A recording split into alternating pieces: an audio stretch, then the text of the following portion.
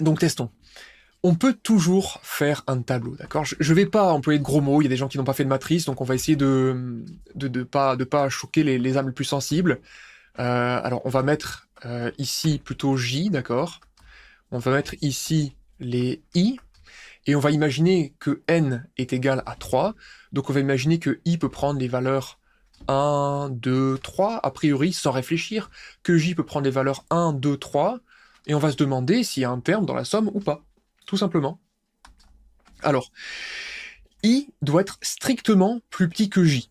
Donc déjà, il n'y a pas de terme là, il n'y a pas de terme là, il n'y a pas de terme là. Pour I et J, qui sont tous les deux égaux à 3, cette condition n'est pas vérifiée, donc je ne somme pas le 1. De la même manière, si I vaut 2 et J vaut 1, eh bien, I strictement plus petit que J n'est pas vérifié. Donc en fait, il n'y a personne non plus. Les termes ici qui correspondent au couple, par exemple le couple 3-2, il n'apparaît pas ici parce que les conditions ne sont pas vérifiées. Par contre, pour le couple 1-2, le couple 1-3 et le couple 2-3, je vais sommer le nombre 1. Donc je vais avoir ici 1, 1 et 1. Donc la somme pour n égale 3, elle vaut 3. J'ai déjà une réponse, j'ai déjà un moyen de contrôler ce que je fais. Pour n égale 3, eh bien, alors je vais même écrire encore, je vais écrire S3 égale 3. S3 égale 3. Et je vois d'ailleurs que c'est 1 plus 2, hein, je le vois ici. Si je somme selon les lignes, ici, comme ça, je somme selon la deuxième ligne et selon la première, je vois le 1 plus 2 qui apparaît. Ou je peux sommer aussi selon la première colonne, puis selon la deuxième colonne, où il y a des termes non nuls, je vois le 1 plus 2 qui apparaît. Je vais donc écrire S3 est égal à 1 plus 3, 1 plus 2 égale 3. Alors on peut essayer de conjecturer, si on ne connaît absolument rien, on peut rajouter le 4 ici, on peut rajouter le 4 ici, se dire qu'il n'y aura toujours pas de terme là, qu'il n'y aura toujours pas de terme sur la diagonale parce que la condition n'est pas vérifiée, et qu'il va y avoir des termes qui vont être non nuls ici, ici, et juste là. Et donc je vois que la somme, eh bien pour n égale 4, je vois qu'elle vaut 1 plus 2 plus 3, et donc je vais écrire 6, mais vous voyez que j'ai aussi laissé les traces du calcul parce que je me suis donné un moyen de trouver ce 6. J'ai pas sommé n'importe comment, j'ai fait des sommes selon les colonnes, le 1 plus 2 plus 3, et ça donne 6. Donc ça, on pourrait le symboliser aussi, donc j'ai fait un tableau, d'accord, pour pas faire peur aux gens, mais je pourrais aussi associer cette chose-là à une matrice. Matrice, c'est juste une matrice, comme on parle de la matrice, c'est une espèce de structure d'accueil, si vous voulez, et en l'occurrence, qu'est-ce qu'on met en bon mathématicien? Eh bien, on la bourre de nombres à l'intérieur. Donc finalement, on pourrait symboliser, en fait, les éléments de la somme comme cela, et dire que la somme double, c'est la somme des éléments d'une matrice. Donc c'est important parce que finalement, quand vous faites la somme 1 plus 2 plus 3 plus 4 plus 5, par exemple, vous pourriez envisager ça comme la somme des éléments d'une matrice ligne. Comme ça. Ça, c'est la somme 1 plus 2 plus 3 plus 4 plus 5. Donc c'est une matrice ligne. Mais là, comme c'est une somme double, on n'est plus sur une dimension. On est passé en 2 dimensions. Maintenant, on ne doit plus seulement regarder les colonnes. Maintenant, on regarde les colonnes et aussi les lignes. On regarde les I et aussi les J. Donc ça, on verra ça un peu plus tard dans le chapitre sur le calcul matriciel. Mais c'est juste pour vous dire que je ne suis pas en train d'inventer des trucs. Je ne fais que généraliser les sommes normales. Alors maintenant, comment faire formellement? Parce que il y a toujours l'aspect avec les mains, et après, il y a quand même l'obstacle des choses qui sont formelles, et on va essayer de se farcir l'obstacle des choses qui sont formelles. Donc je vais recopier ce truc-là, je vais faire apparaître la somme, c'est des petits énoncés. Ici, la somme, je vais la disloquer, c'est-à-dire que plutôt que de sommer de manière anarchique sur tous les couples qui vérifient ce truc-là, je vais déjà dire, je vais sommer d'abord sur I et après sur J, ou l'inverse. Et on va voir sur le dessin à quoi ça correspond. Ça, c'est très important. Je vais dire que Sn, donc le n on imagine qui serait introduit au préalable, je vais dire que c'est la somme pour I allant de 1 à n-1. Pourquoi n-1? Parce que je vois que I doit être plus grand que 1, mais il doit être plus petit, strictement que quelqu'un qui est inférieur ou égal à n. Donc au pire, si vous voulez, au plus I peut valoir n-1. En fait, ça, on le voyait ici, vous voyez I là, vous voyez que le dernier terme non nul de la somme, il apparaît là pour I égale 3. Mais pour I égale 4, il n'y a plus personne dans la somme. En fait, les conditions ne sont pas vérifiées. Donc c'est confirmé ici sur le dessin, en tout cas, qu'on n'est pas en train de faire n'importe quoi, du moins pas a priori. Et ensuite, pour une valeur de i donnée, où est j? Eh bien, j il doit être strictement plus grand que i, donc c'est-à-dire qu'il doit valoir au moins i plus 1, et au plus, i vaut n. Donc je vais écrire exactement ce que je dis dans l'ordre. Je vais dire que j, au pire, i vaut i plus 1, et au plus, i vaut n. Et donc ça, c'est la somme des 1. Donc ça veut dire quoi cette affaire? Si je commence à sommer selon les j, c'est-à-dire que je commence à sommer selon les différentes colonnes, ça veut dire qu'en fait là je suis en train de sommer de cette manière-là. Alors je vais essayer d'expliquer. Pour i égale 1, il va y avoir une somme qui vaudra 3. Pour i égale 2, il va y avoir une deuxième somme, ici. Et pour i égale 3, il va y avoir une dernière somme. On retrouve ce 1 plus 2 plus 3. Ce 1 plus 2 plus 3, ça correspond à mettre des parenthèses juste là. Donc je vais décaler ce truc-là, ici, hop, tac, tac. Si je veux faire apparaître les paquets en orange que j'ai mis dans des rectangles, ça correspond symboliquement à ajouter des parenthèses de ce côté-là et de ce côté-là. Et là, maintenant, vous êtes sauvés. Regardez que ça, c'est la somme de j égale i plus 1 à n des 1. Je fais le haut moins le bas plus 1, donc j'ai ici du n moins i moins 1 plus 1, donc ça fait du n moins i. Donc j'ai la somme de i est égale à 1 à n moins 1 des n moins i. Et là, il y a deux solutions en fonction de votre degré de technique avec les sommes. Alors proposez-moi les deux options que j'ai. Il y a l'option un peu pirouette, et puis l'option de l'autre côté, l'option pédestre, en se disant, bon, on va appliquer les formules de cours, ça devrait bien se passer. Qu'est-ce que vous en pensez? Tac. Voilà, Flutter, Wondershine, là ça y est, on fait péter le retournement de compteur. Donc c'est tout à fait possible.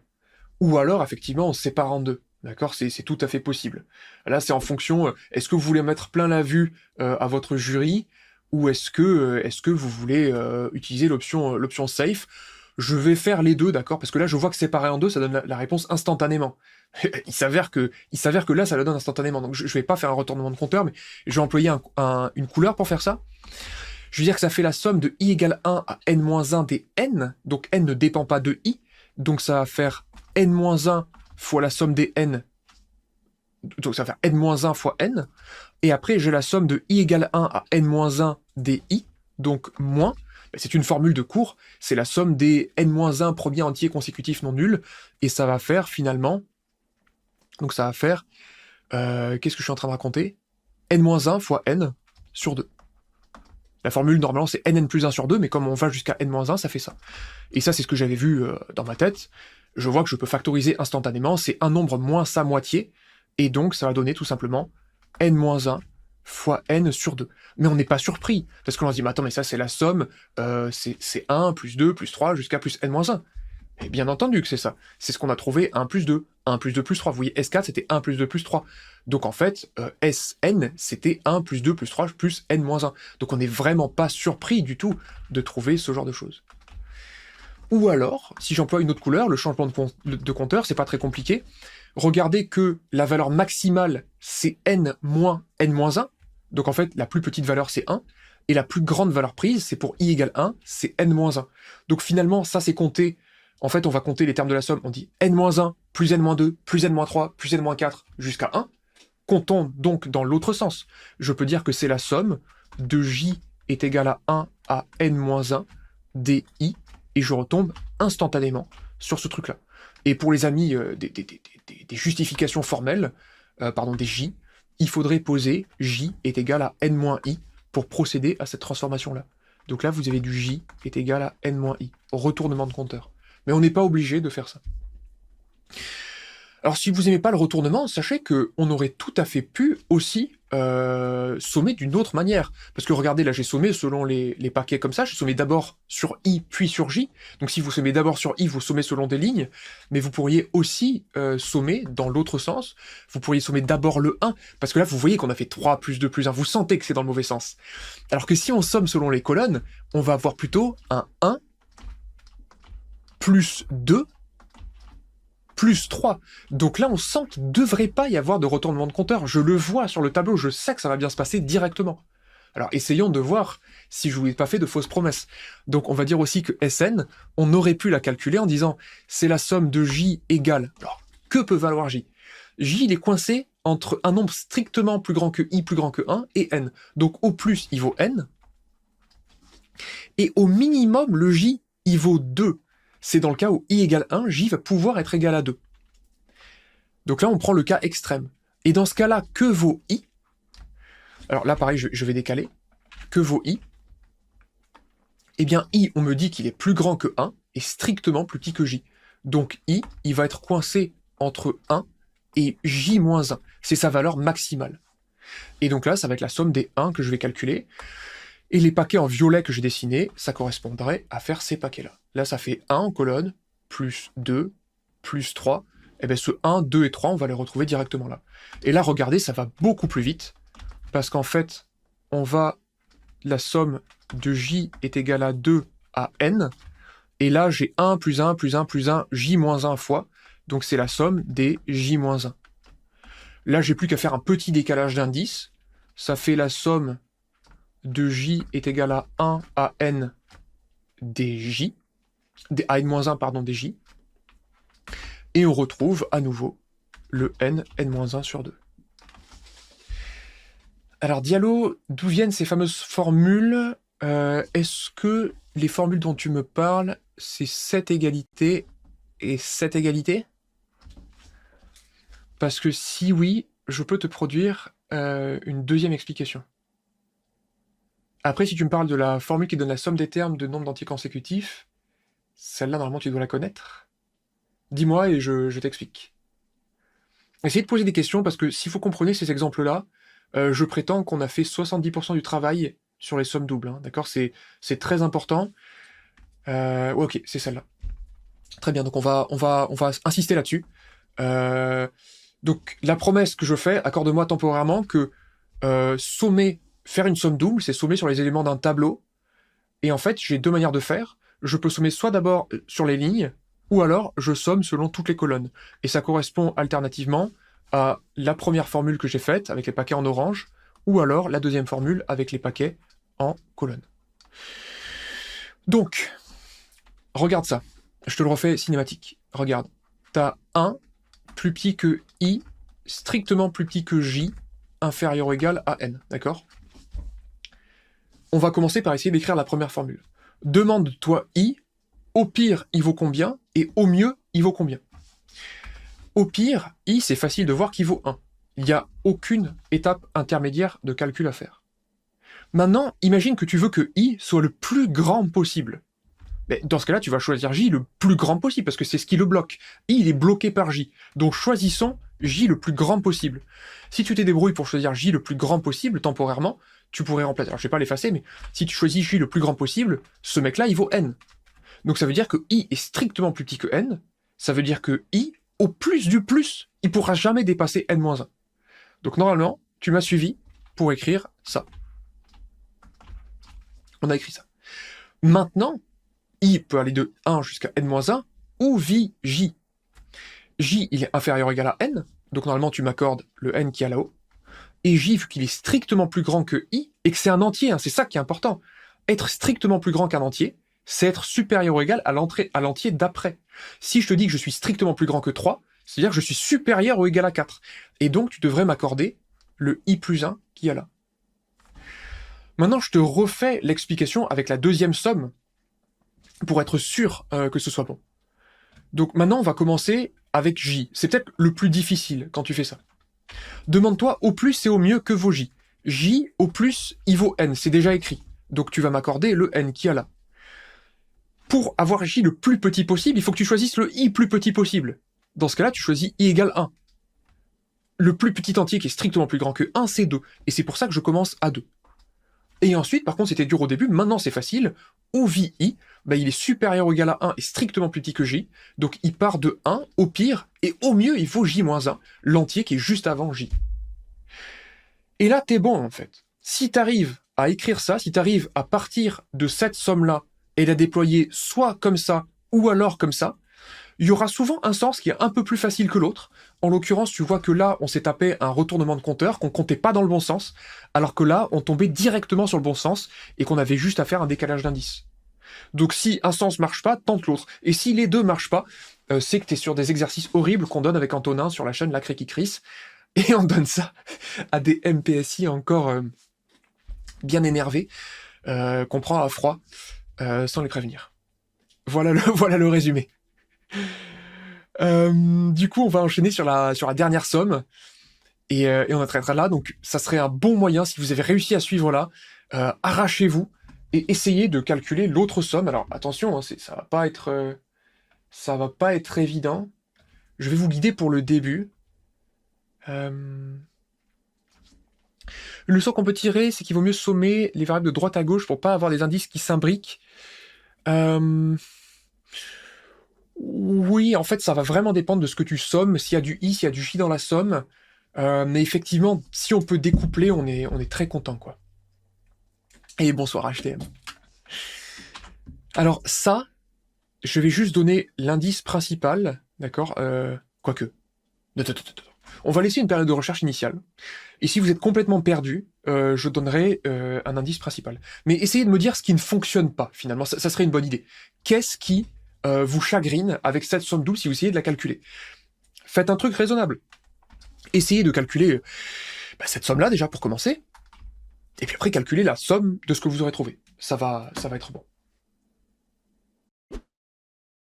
C'est pas très compliqué, il faut juste comprendre où est le problème. Diallo, tu as parfaitement raison. En fait, on va se retrouver avec une somme d'inverse. Et on va être assez gêné. Alors regardez ça. Donc tentons le coup. Alors, on va toujours tenter l'approche naïve. C'est pas grave d'être naïf. Si ça marche, c'est fantastique. Hein. Donc allons-y gaiement. Je vais dire que Tn, c'est la somme de i est égal à 1 à n-1. Et là, c'est une somme sur j. Donc le i, c'est une constante par rapport à j. C'est comme si c'était marqué 2, si vous voulez. Donc je vais le sortir, je vais factoriser par i pour avoir la somme de j est égale à i plus 1 à n d 1 sur j. Sauf que là, il y a quand même un petit problème, si vous voulez. Le problème, c'est que la somme des 1 sur j n'est absolument pas dans mon cours. Donc là, pareil, je vous invite à réfléchir sur nos perspectives, d'accord? Salut Adrien. Bonsoir. Il y a des gens que je connais, hein, je connais tous ces pseudos-là. Ça fait plaisir. Pendant ça, je vais faire le tableau d'ailleurs. Hein. Si vous n'avez pas d'inspiration, il peut y avoir une inspiration de l'ordre du symbolique, mais il peut aussi y avoir une inspiration de l'ordre de l'approche pragmatique qui consiste à écrire les termes dans un tableau et de voir à peu près ce qui se passe. Donc je vais le faire ici. Hein. Je vais faire ça pour n égale 5, disons. Donc j 1, 2, 3, 4, 5. Je me suis arrêté ici à 4. Et on me dit que je dois sommer pour les j à partir de i plus 1. Donc en fait, on va avoir ici du 1 demi. Ici, on va avoir du 1 tiers, du 1 quart, du 1 cinquième. Et vous sentez la douleur, hein, parce qu'on retrouve notre 1 demi, plus 1 tiers, plus 1 quart, plus 1 cinquième. On n'était pas content de ça, en fait. Après, on va trouver ici du 2 tiers, du 2 quarts, du 2 cinquième, du 3 quarts, du 3 cinquième. Et on va trouver du 4 tiers. Donc si on veut la somme, là, si je calculais T5, je le fais, hein, ça fait ce truc-là. Mais l'énoncé, en fait, quand vous regardez ce qu'il nous demande de faire, la manière dont il pose la somme, il nous demande de sommer ça. Diallo, il me dit qu'il sait pas faire, et il a raison, parce que c'est pas dans le cours. On sait pas faire cette somme-là. Après, on me demande de faire ça, et ça, je sais pas non plus. Puis après, on me demande de faire ça, et ça, je sais pas non plus, et je me retrouve un peu dans la sauce, quoi. Alors, Khaled, je te dirais que utiliser un logarithme, c'est possible pour virer ses quotients, en fait. Mais là, c'est la violence pour la violence, on a quand même beaucoup mieux. Et effectivement, c'est le message juste qui est juste au-dessus. En fait, il serait beaucoup mieux de faire 1 demi, puis 1 tiers plus 2 tiers, puis 1 quart plus 2 quarts plus 3 quarts, parce qu'en fait, déjà, toutes ces fractions sont déjà au même dénominateur, et mieux encore, les numérateurs, on retrouve 1 plus 2, 1 plus 2 plus 3, 1 plus 2 plus 3 plus 4. Donc on le voit. Alors il y a des gens qui vont se dire, ouais, ça y est, on permute les deux sommes. Tranquille. on voit quelque chose de très clair sur le tableau. On voit que sommer selon les colonnes serait beaucoup plus facile. Donc c'est-à-dire qu'il faut que je somme d'abord sur J et ensuite sur I.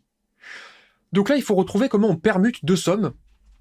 Et ce que je dis dans mon cours, c'est qu'on va repasser justement par, on va dire, le lemme de Diallo. Tu vois, tu as ton lemme. Ce qu'on peut faire, en fait, c'est que on peut se demander qu'est-ce que ça veut dire sur I et J, cette affaire-là. Et ça, dire qu'on somme de I égale 1 à n-1, J égale I plus 1 à n, on a déjà vu ça.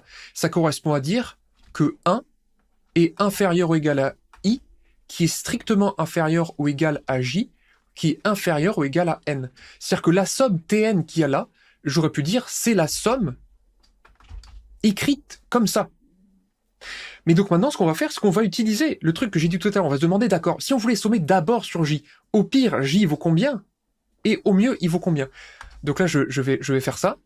Donc je me sers de ça comme d'un point intermédiaire pour éviter d'écrire n'importe quoi. Et là, je suis vraiment normalement tranquille. Si j'ai bien compris l'explication que j'ai donnée à Diallo tout à l'heure, normalement, on est bon. Donc J, au pire, il vaut 2. Et au mieux, il vaut n. Et quant à I, eh bien, il va être compris entre 1 et J moins 1. Donc il va rester ici, la somme de I est égale à 1 à J moins 1, exactement dans la même chose, des I sur J. Mon tableau, il me dit que c'est facile. Ça doit être facile, c'est obligé que ce soit facile. Parce que je l'ai vu sur un exemple, donc ça ne peut pas partir en vrille. Alors essayons. La somme, elle est sur I, donc le J est une constante. Je vais mettre en facteur. Exactement comme pour faire 1 cinquième plus 2 cinquièmes plus 3 cinquièmes plus 4 cinquièmes, j'aurais mis 1 cinquième en facteur. Ça colle. Le symbolique colle avec ce qu'il y a dans le tableau. C'est fantastique. J égale 2 des 1 sur J. On les a vus, les 1 sur J dans le tableau. Et il va me rester la somme de I est égale à 1 à J moins 1 des I. Et ça, je sais très bien le calculer. C'est la somme des premiers entiers consécutifs. C'est dans le thème de ce qu'on fait depuis le début. Donc ça nous fait la somme de J est égale à 2 à n des 1 sur J. Et puis là, la somme, eh bien, elle fait J moins 1 fois J, le tout divisé par 2. Et là, la difficulté disparaît, puisque du coup, les dénominateurs qui m'embêtaient se simplifient, et il me reste 1/2 de la somme de J égale 2 à n des J moins 1. Changement de variable express, changement d'indice, ça va faire 1/2 fois la somme de J égale 1 à n moins 1 des J, et donc ça va me donner le n moins 1 sur 4. Et on a calculé une somme double dans les règles de l'art, avec la fameuse permutation de deux sommes, où les étudiants se plantent, mais où si vous avez cette astuce de passer par cette somme-là intermédiaire, je pense que c'est implantable, le passage de là à là, quoi. Et il n'est pas justifié sur une copie, hein, on dirait, on pourrait dire en sommant selon les colonnes, ou en utilisant la propriété d'interversion de deux sommes, mais en sommant selon les colonnes, c'est beaucoup plus clair, et on vous demande juste de savoir l'écrire, exactement comme pour le coup du changement d'indice, ou pour le retournement de compteur. On vous demande surtout de savoir le faire. Et surtout, ce que je vais retenir ici, c'est que j'ai la chance, en fait, avec les sommes doubles, de travailler sur un objet qui est très visuel. Pour des petites valeurs de n, je peux me référer à un tableau, et je peux voir la manière dont il faudrait sommer. La seule manière qu'on n'a pas vue, et qui est encore un peu à la limite du programme, surtout en maths appliquée, ça serait sommer selon les diagonales. Je pourrais sommer ça, puis la somme des 3, puis la somme des 4. Ça arrive de temps en temps, mais ça reste vraiment difficile. La plupart du temps, si vous ne pouvez pas sommer sur les lignes, sommez sur les colonnes, et vice-versa. Et en fait, vous arriverez à calculer un grand nombre de sommes doubles, quoi.